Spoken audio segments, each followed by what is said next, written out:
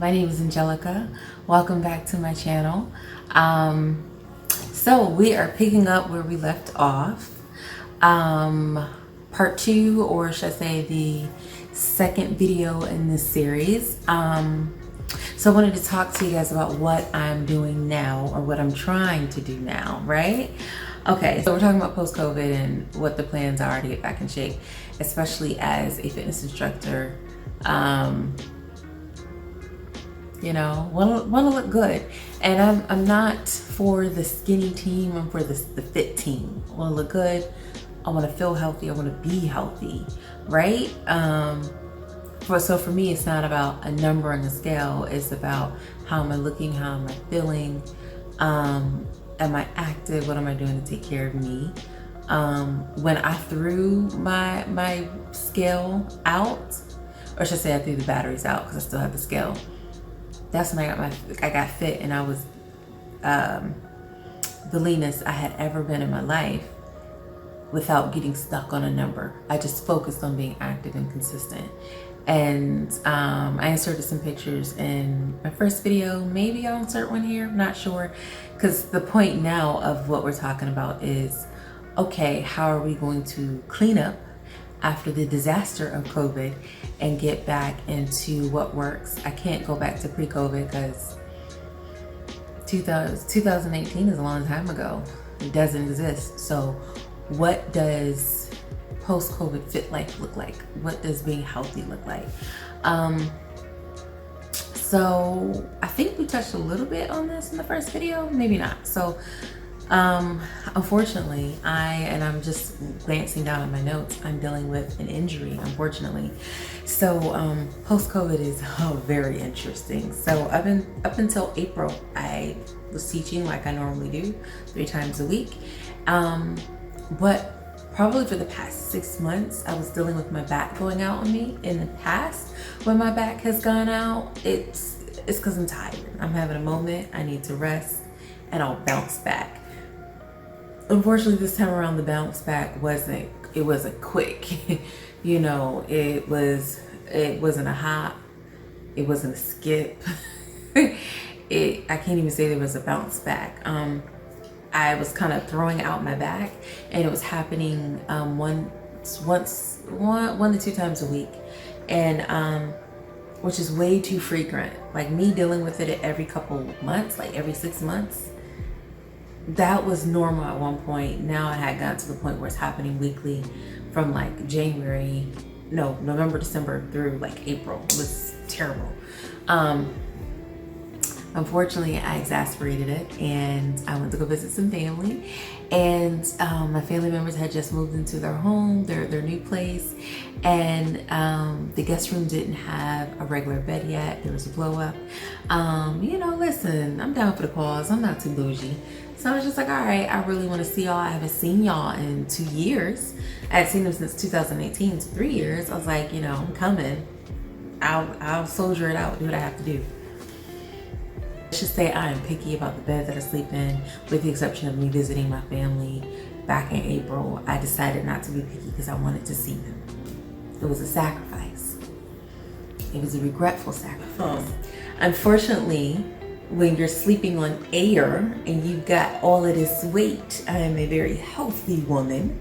I had all this weight on my hip, and my hip had no support under it because I'm literally laying on air. I was in so much freaking pain.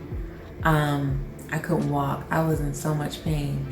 I was in so much pain. If you've ever had a UTI, when I got back and I landed, I immediately went to urgent care because I just knew that there was just no way this was from a blow-up bed. Of course it was. My hip was talking to my back, and I was shut down. I was on bed rest, I think, for a week. Unfortunately, the urgent care doctor just wanted to shoot me up with steroids, but what's the long-term solution? What am I supposed to do? So I said, all right, I'm gonna take this, but clearly you ain't doing what you're supposed to do. So I reached out to Google the community where you can find all answers needed, like your neighborhood Spider-Man. Yeah, I went to Google to find out what I needed, and Google recommended rice, the rice method: rest, ice, compression, elevation.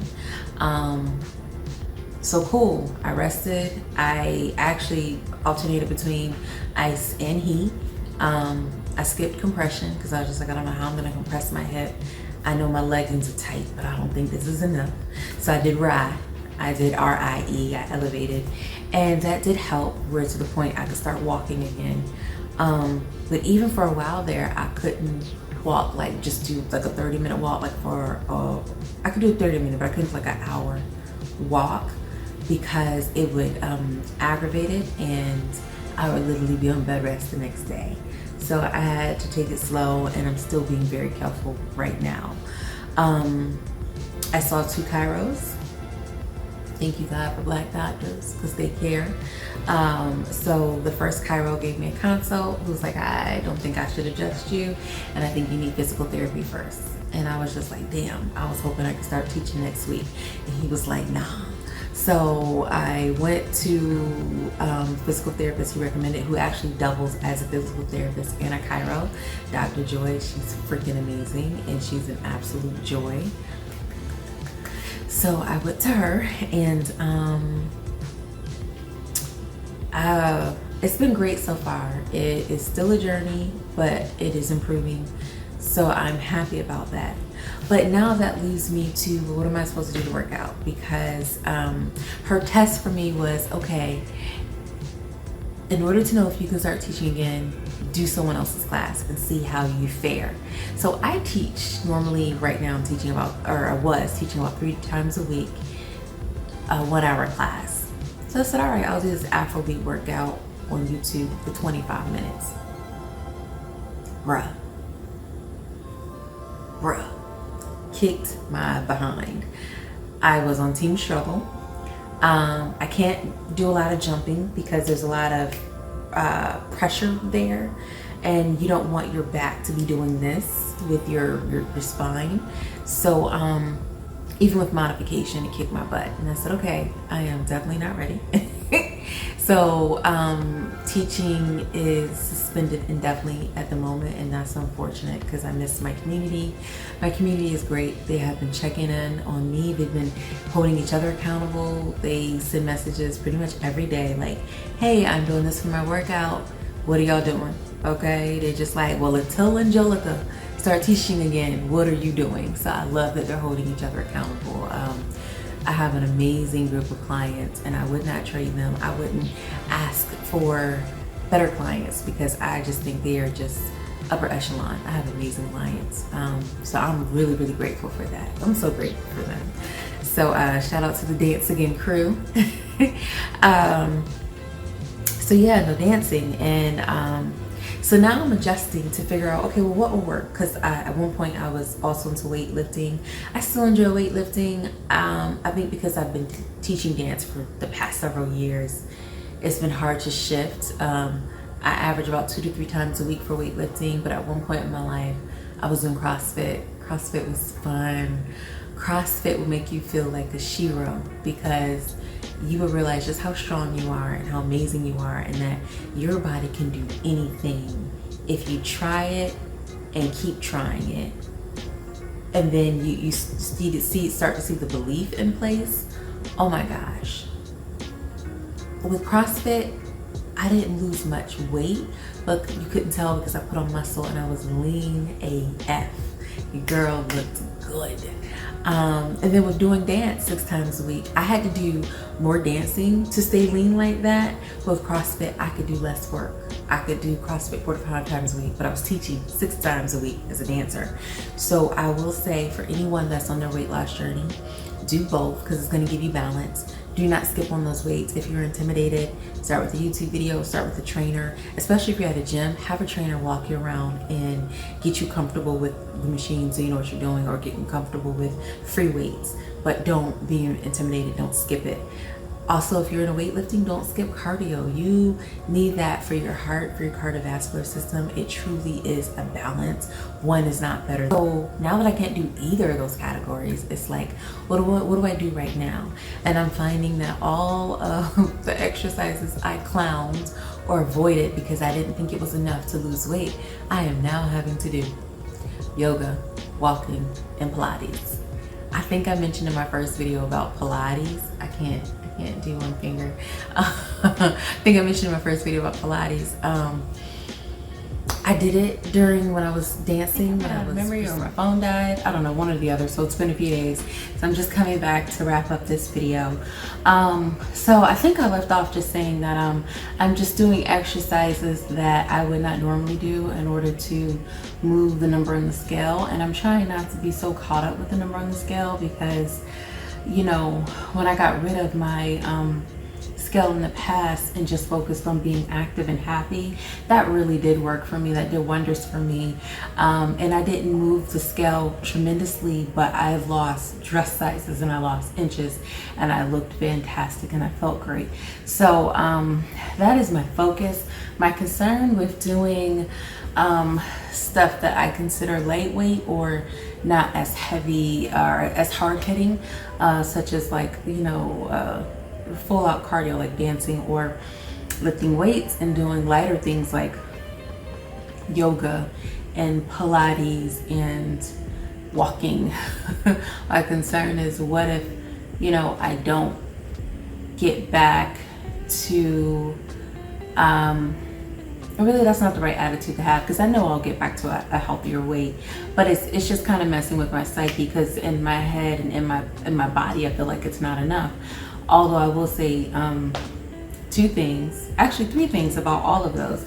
I fell in love with walking during the pandemic because hanging out outside and going to the park was all you could do. So I've enjoyed that just as a way to clear my mind and relax. With Pilates, now that I'm starting to do it again, because I did it in college when I was dancing, that was my major, I had to do it. And now I'm seeing how important it is to be able to have that mind-body connection, especially to my abs. So that's so important. And so I see the importance of it, and it does kick my butt. I'm in here sweating sometimes. But again, I'm like, you know, is it enough? Because it's not like lifting weights. And then lastly with yoga, because I've been doing way more yoga than I have in the past, because again, I'm inside or I was inside during the pandemic, and it was a way for me to kind of just focus and meditate and just connect to my body and relax. But this was before my injury, so this was just me trying to find tools to relax. And it's funny, not lifting weights like I normally would, but having to lift my body weight during yoga, I find that I'm still like maintaining my cut in my arm. Now listen, I'm not gonna flex for y'all because I don't have crazy biceps, but like, you know, I got the line that goes across, you know, to show that you've been doing a little bit of something. I got the something line. And doing yoga and holding my body weight, I'm keeping up on my upper body strength, which is important. So I have to say, when I look at things like that, when I narrow it down to see, okay, how is it helping me? How is it impacting my body? In what ways? I'm like, okay, I see the benefit, especially with the Pilates and having that core connection. And I'm building it up currently during PT, trying to focus on the body-mind connection. We do a lot of ab work. Pilates helps to reinforce that and give me the challenge. And it's kicking my butt because, like I said in my previous video, I, wasn't like engaging with my core, and that was the problem. That's why I threw out my back. So I really do see the importance of doing Pilates. So I am going to leave it here. I will stay connected with you guys just to show you how my progress is going with doing the exercises that I clowned. I hate to admit that I did clown them. So now I'm having to really go back and appreciate the workouts that I took for granted, I would say I probably didn't take yoga for granted. I've always enjoyed yoga, but Pilates and walking, hell yeah. Like for me, walking was always boring. Walking was never enough, so I would run. Now the pandemic has caused me to enjoy walking so much. Like I legit enjoy walking. It's a way for me to take a break from just the day-to-day work or being in the house. Like it's just a nice way for me to go out and enjoy nature or talk to God. I'm really just taking a few steps back to reassess what's going to work for me in this season, because maybe dancing and CrossFit is not going to work for me in this season. Maybe I really do have to try something different and do things that are slower, that are quieter, that are better for my body, so I can rebuild it, rebuild the muscle connection, rebuild my core connection, support my back. So I am trying to stay positive and really give myself grace, still work out, but find other ways and giving myself grace while I get back to the most fit I would like to be. So we'll end it there, and I will check in with you guys at a later time. Share what I'm reading or what I have read. Since we talked about dance in this video a little bit, Lorianne Gibson, her Dance Your Dance. Dance Your Dance by Lorianne Gibson. She's one of many choreographers that I absolutely love, and I've been following her career for a very long time, but I did not know nearly as much as I thought I knew about her until I read her book. Amazing autobiography, amazing. Even if you're not a dancer, read her book if you've got dreams, if there are things that you are trying to achieve. Especially if it's in the entertainment industry, but even if it's not, it's still such an encouraging book to read. Amazing. And if you're a dancer, go read her book. It's really cool just to hear about her journey and how she's just been in the industry for so long and how she's gotten to where she currently is. She's dope. I've just always been a fan. I've been a fan since way back in the Making the Band days with Puff Daddy. So I absolutely love her. She's dope. If you're looking for a new book to read, if you're looking for something inspirational, if you are like me, where you're curious on other people's journeys and how they got there, what path did they take, I would encourage you to go read her book. All right, that's it from you guys. You guys have a fantastic night, and I will see you in the next video. Bye.